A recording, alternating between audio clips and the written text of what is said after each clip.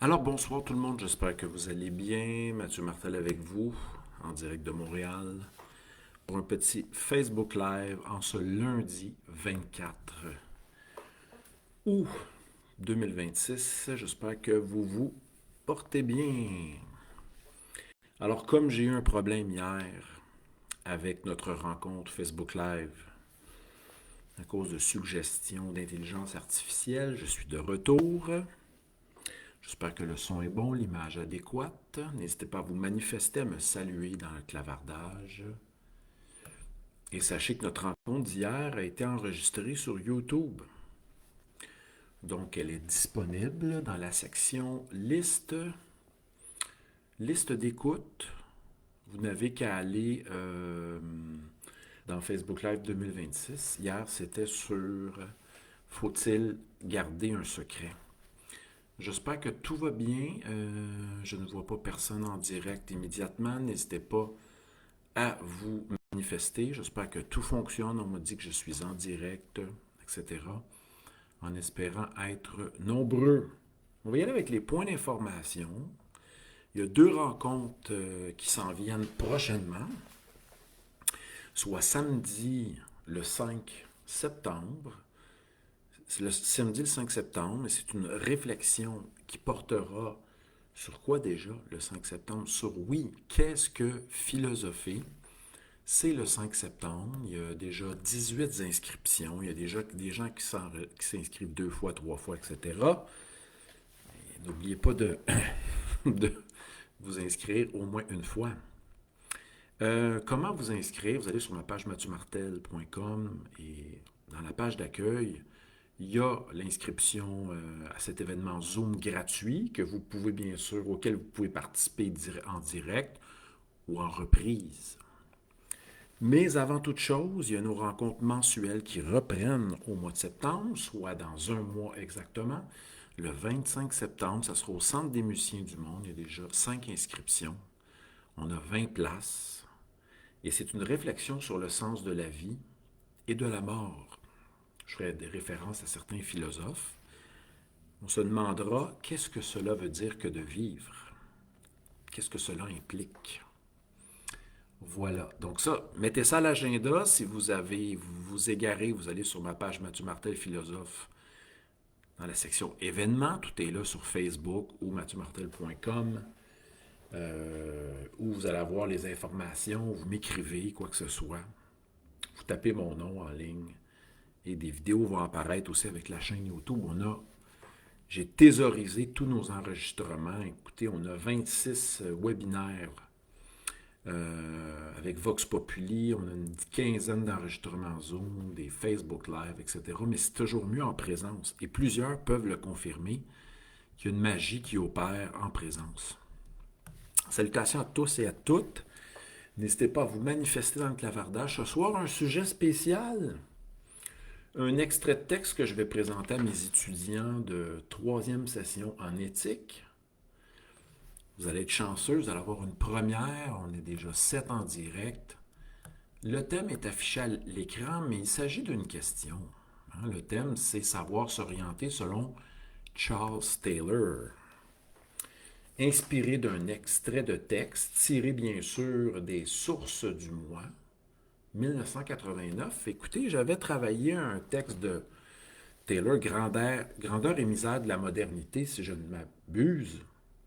Et là, c'est les Sources of the Self, 1989.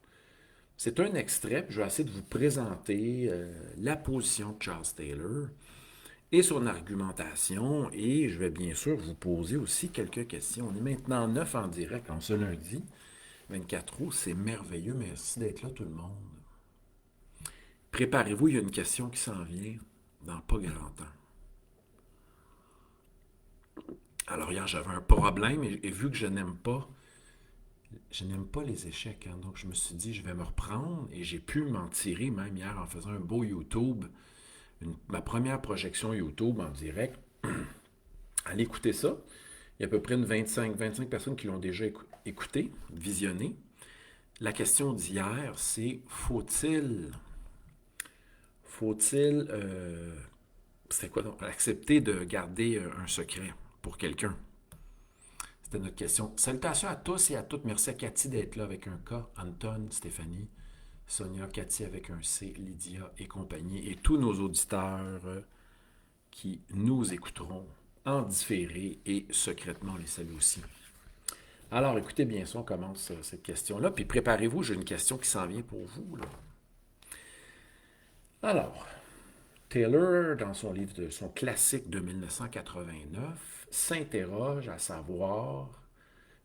sur le problème de l'identité. Et dans l'extrait que je vais vous présenter, tiré d'un livre, Les sources, les métamorphoses du moi, chez GF, j'ai un petit extrait des Sources of the Self ici. Et Taylor commence tout de suite en disant que la question qui concerne le problème de l'identité est la suivante. Alors allons-y tout de suite avec la question. Et c'est une question qui vous interpelle sensiblement. Bref, une question qui ne peut vous échapper. Alors, il nous dit que la question reliée au problème de la question de l'identité, et là, écoutez, il y a des très bons auteurs qui se penchent sur la question de l'identité, notamment Claude Romano, mais aussi Vincent Descombes. Mais ce soir, je vais me limiter à Charles Taylor, qui nous dit que la question autour, qui concerne le problème de l'identité, la question fondamentale à se poser, c'est qui suis-je? Et là, je vous pose cette question-là de prime abord. À prime abord, si quelqu'un vous croise dans la rue et entame une discussion avec vous et vous pose la question suivante, qui es-tu? Que répondez-vous à cette question, à la question du qui suis-je? On sait qu'aujourd'hui, la question identitaire fait partie de plusieurs types de débats idéologiques, philosophiques, sociaux, culturels et religieux. On commence d'abord avec Charles Taylor, qui nous dit que lorsqu'on se fait poser la question « Qui suis-je ?» et je vous la pose, répondez rapidement. C'est une grande question qui mérite une grande réflexion. On va aller à brûle pour point. Si quelqu'un vous pose la question « Qui suis-je ?» qu'allez-vous répondre? Alors, Charles Taylor dit on ne peut pas, si quelqu'un nous pose la question « Qui suis-je ?» on ne peut pas tout de suite commencer à s'identifier simplement à notre prénom ou notre nom de famille et commencer à faire une généalogie. Donc tout de suite, il va tasser cela du revers de la main. Donc, ce n'est pas la réponse à la question « Qui suis-je » n'est pas le fait de se coller des identités. Je vais essayer de décliner les éléments. Donc, je ne pourrais pas répondre, selon Taylor, en disant « Je suis Mathieu Martel, né à Montréal, dont les ancêtres récents viennent de la ville de Québec et dont les ancêtres lointains viennent de Paris et de Normandie. » Je ne pourrais pas commencer à faire la nomenclature du fait de m'identifier à mon prénom, mon nom de famille, mes ancêtres immédiats, par mes généalogies multiples, par mes racines généalogiques. OK. Donc, tout de suite, Taylor va s'opposer à certains modes d'identification. Mais il va dire, ce qui concerne la réponse à la question « Qui suis-je ?» doit être fondé sur ce qui importe pour nous.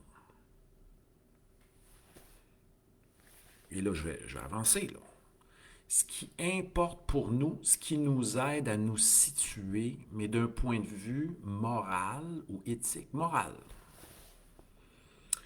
Là, je dois me dire, bon, peut-être qu'il fait référence à des valeurs à des principes, à des normes. À quoi fait-il référence lorsqu'il dit que la réponse à la question qui suis-je évoque le fait de se référer à ce qui importe pour nous? Que ce soit, on peut se poser de prime abord, d'emblée, deux questions. Si quelqu'un vous posait la question qui suis-je, que répondriez-vous immédiatement? Et deuxième question, qu'est-ce qui importe le plus pour vous dans la vie? Peut-être que là, on fait référence à des valeurs, des principes, des normes. Vous pouvez témoigner, tenter de répondre à cette question, me partager vos réponses. Je sais qu'il y en a qui aiment ça, écrire. Donc voilà, le texte de Taylor porte sur le problème, la question de l'identité, et le texte commence avec une thèse. Il prend position. Taylor nous dit, il est impossible de nous passer d'un cadre. Donc, nous ne pouvons pas vivre en tant qu'être humain sans référence à un cadre. Ce cadre-là, il va déclarer qu'il y a comme un synonyme à ce cadre qui nous aide à nous orienter. Il va parler d'horizon intérieur. OK? Donc là, cadre, horizon intérieur, qui aident à nous conduire dans la vie. Donc pour lui, pour savoir bien s'orienter, pour savoir cheminer, être en mesure de prendre des décisions, d'agir, cela ne peut pas se faire sans s'appuyer sur un cadre ou ce qu'il appelle des horizons intérieurs. Cela va nous procurer une cohérence au niveau de notre agir, de notre vécu. Nous avons besoin, c'est sa thèse de base. OK? Il va rajouter, donc ça va nous aider à avoir une certaine cohérence au niveau de notre manière de vivre, du fait de vivre, mais ça implique aussi ce cadre-là, ces horizons incluent, comment dire, des discriminations qualitatives. On y va avec des concepts, je vais vous expliquer ça. Ça ne sera pas long. Je vous remercie d'être présent ce soir. On est une dizaine en direct, c'est merveilleux. Après les difficultés d'hier, à travers notre rencontre YouTube qui s'intitulait Faut-il garder un secret? Ce soir, notre question pourrait être où suis-je? Qui suis-je? Alors, soyez patient. OK? Donc, c'est quoi ces discriminations qualitatives fortes, nous dit Taylor? C'est d'être capable de discerner, selon ces cadres-là, cet horizon intérieur, de discerner pour nous ce qui est bien et mal, ce qui est admirable, de distinguer aussi l'admirable du méprisable. Il va dire, Taylor va être très clair, va dire, écoutez, ce qui nous aide à être cohérents et à cheminer, c'est des discriminations qualitatives fortes qui s'opposent à autre chose. Vous savez qu'avec un philosophe, il y a tout le temps une opposition. Tantôt, il a déclaré que, bon, c'est que j'ai mis ma feuille, oui, que à la question qui suis-je, on ne pouvait pas simplement apposer notre nom de famille, notre généalogie, etc. Je donne des exemples. C'est ce qui concerne la réponse à la question qui suis-je implique de nommer ce qui importe pour nous, puis ça nous aide à nous situer. Et là, Taylor va y aller, bon, c'est discrimination qualitative forte, savoir ce qui est bien et mal, vers admirable, méprisable, va exclure des éléments. Pour lui, savoir s'orienter ne peut pas se réduire à ce qui est agréable ou désagréable. Là, on parle ici de s'orienter selon nos goûts et nos sensations. Vous savez que je ne suis peut-être pas d'accord avec ça si vous avez écouté mes anciennes conférences sur la notion de prise de décision et de choix. Taylor va tasser du revers de la main. On ne peut pas s'orienter, être cohérent en basant notre vie sur ce qui est agréable, désagréable, ce qui nous plaît ou ce qui nous déplaît, parce que ça fait référence, selon lui, à des sensations et à des jugements de goût. Il va exclure par la suite aussi qu'on ne peut pas s'orienter en ne recherchant que l'utile et l'inutile. Parce que ça concerne simplement notre intérêt. Donc, je ne peux pas juste me faire des amis parce que mes amis m'avantagent, me sont utiles, me sont profitables. Hein? On a déjà fait un live sur l'amitié selon Aristote. La position de Taylor va sûrement transcender la vision, transcenderait la vision amicale basée sur l'utilité et le plaisir. Donc, ça va plus loin que ça. Mais où s'en va Charles Taylor? Dans cet extrait. Avant de poursuivre, je vais aller voir vos réponses. Merci d'être là tout le monde. On est maintenant 11 en direct. Salutations à Sonia, Cathy, Lydia, merci d'être là. Cathy avec un cas, Anton, Yael qui est là ce soir, Catherine. Merci tout le monde d'être là. Il y a des commentaires. Je vais prendre le temps de lire vos commentaires et je vous remercie d'être ici.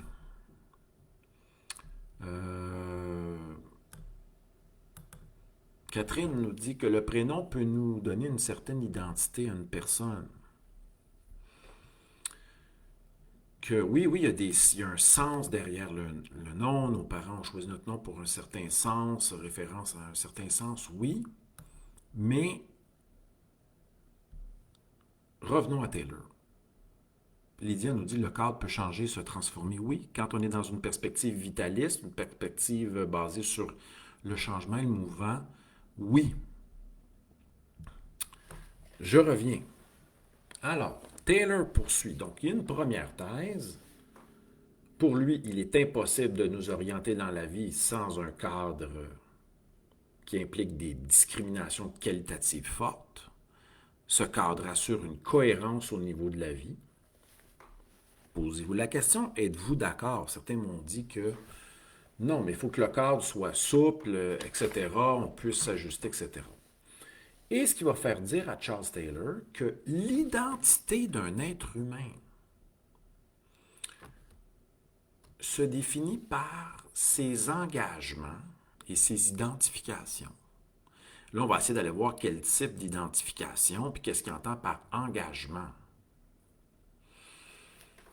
C'est le fait qu'il s'engage et qu'il s'identifie peut-être à certaines valeurs, principes, normes qui va, bien sûr, déterminer son cadre intérieur. Et là, ce qui est intéressant, c'est que le sujet, hein, le sujet qui s'interroge sur à quoi il s'engage et à quoi il s'identifie, n'aura pas le choix d'user de son jugement. Donc, la vision morale de Taylor est basée sur l'exercice du jugement et la prise de position. Le sujet doit être capable, bien sûr, d'identifier ce qui est bien, ce qui est mal, ce qui est valable, ce qui convient, ce qui est à faire, à ne pas faire, ce qui est acceptable, ce à quoi il s'oppose. Donc, il y a un travail réflexif très important à faire pour pouvoir déterminer ce qui va nous aider à nous orienter dans la vie, à assurer un cadre et une vie cohérente. Ça revient à la question sur quoi vous basez-vous pour prendre des décisions. Certains vont prendre des décisions sur des impressions, des sentiments. D'autres vont faire des analyses. D'autres vont se rattacher, comme dit Taylor, à une morale ou une spiritualité. Lorsqu'il parle d'identification, il dit certains vont s'identifier à une morale sociale ou à des principes spirituels ou religieux. Et cela sert à, bien sûr, asseoir votre cadre. Ça revient en quelque sorte à se poser sur quelle valeur vous appuyez-vous, sur quels principes et normes vous appuyez-vous, pour cheminer dans la vie. C'est la question de ce soir.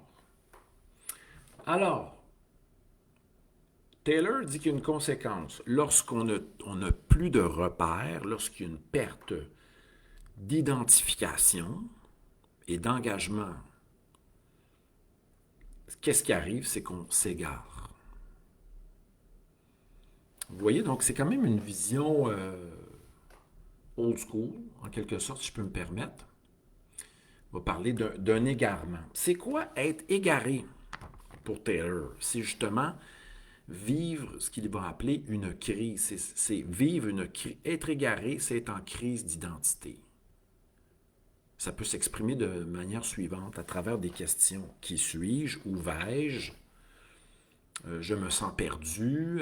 Qu'est-ce qui vers? Quel est mon destin? Quelle est ma mission? Etc. C'est l'individu qui dit « je ne sais pas qui je suis ». Je ne sais pas où je suis, je ne sais pas où je vais. Et chacun et chacune, nous passons par ces moments de crise. Et en grec, la crise, ce n'est pas simplement, c'est pas péjoratif. La crise est, en grec, crisis, c'est une réflexion.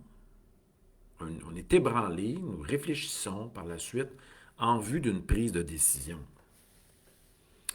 Alors, Taylor semble s'asseoir, de souligner l'importance d'avoir des repères, un cadre.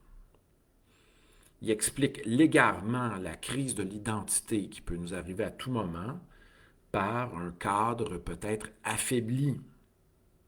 Le cadre moral nous assure une forme de stabilité.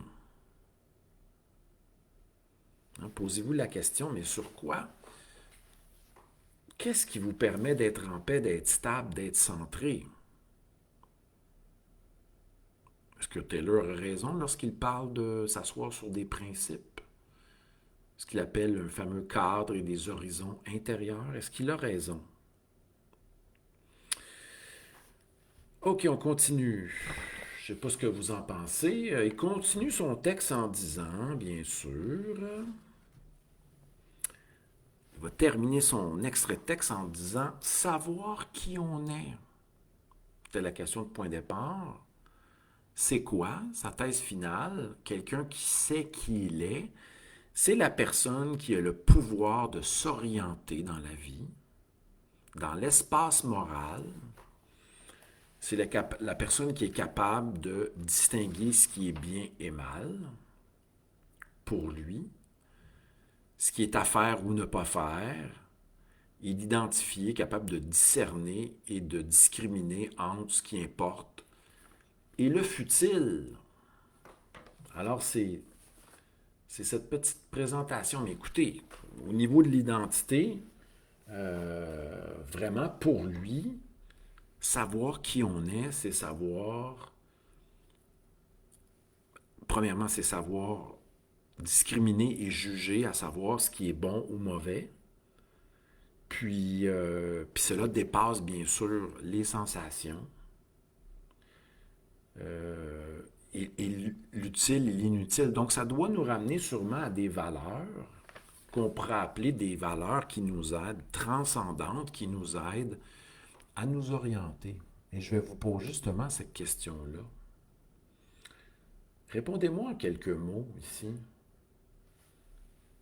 Quelles sont les valeurs ou principes Avez-vous des valeurs et des principes qui vous aident à vous orienter et à être cohérent dans votre vie? Avez-vous réfléchi? Avez-vous pris position pour discerner quelles sont ces valeurs, principes qu'on pourrait appeler transcendants, qui assurent, qui nous dépassent, qui vous aident à vous orienter? On va aller dans les commentaires. Merci tout le monde d'être là. Ce soir, c'est une petite résumé d'un extrait de texte de Charles Taylor tiré du livre, son classique Les sources du moi, 1989. Hein? Et Taylor, ici, nous dit que toute identité personnelle, c'est pas simplement de dire que je viens de tel pays. Ce n'est pas simplement dire que je suis de tel sexe, telle orientation. Ce n'est pas simplement dire que j'appartiens à tel genre de famille qui est tiré de telle classe sociale. Ce n'est pas refaire notre généalogie. Donc, ce n'est pas remettre à ces types d'identification, mais c'est s'en remettre à des éléments qui vont nous aider à nous orienter, qui passent par la notion de jugement.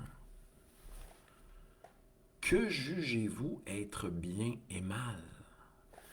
Que jugez-vous? Avez-vous pris position pour déterminer l'acceptable du non acceptable? Avez-vous pris le temps de réfléchir à savoir ce qui est admirable ou méprisable? Pour Taylor, c'est ce genre de, d'éthique basée sur l'esprit critique, l'exercice du jugement, qui peut nous aider à cheminer dans la vie, à ne pas nous sentir perdus et à ne pas se sentir désorientés. Alors, avez-vous des principes, des valeurs à me partager qui pourraient résonner suite à ce petit extrait de Charles Taylor? J'en profite pour vous remercier. Je vais aller voir dans les commentaires. Anton, il me dit qu'on ne m'entend pas fort. J'espère que j'ai tout ajusté ici. Voilà, je vais aller voir ici mon son. Ici, ça a l'air beau. J'espère que tout est beau. Ça a l'air beau ici. Allons voir ailleurs. Pendant que je vais bientôt prendre le temps de vous lire. OK. Donc, je suis dans la vérification du son pour savoir si tout fonctionne bien. Ici, c'est beau. OK. On continue. Allons voir les commentaires. OK. Bon. Lydia nous a dit que le cadre, justement, peut se transformer. C'est important. Donc, cette remise en question, le jugement, on ne peut pas abdiquer de notre jugement, on ne peut pas mettre de côté notre jugement. Donc, nous sommes des êtres en situation qui exerçons notre jugement continuellement. Et bien sûr qu'on ne peut pas simplement suivre des dogmes ou des cadres fixes qui ne seraient peut-être pas vivants. Bon, Lydia nous pose la question, là, nous parle de règles. Qui décide des règles? Et ici, la question est liée à la question de l'identité, au qui suis-je? Donc, ce soir, c'est une réflexion sur le problème de l'identité. Et Taylor veut répondre à la question qui suis-je? Je le réponds à la fin. Qui suis-je? Savoir qui on est, c'est savoir s'orienter dans l'espace moral. C'est ça sa thèse. Toute identité personnelle est morale. Donc, concernant les règles, c'est une autre question. Donc, Yael, il va d'un commentaire. Qui est un long texte ici. Je ne sais pas si je vais pouvoir tout lire ça ici. Je vous posais, donc Enid nous dit qu'on entend très bien. Peut-être qu'Anton va falloir augmenter son son. Est-ce qu'on a d'autres choses? Non, s'il n'y a pas beaucoup de réponses ce soir, mais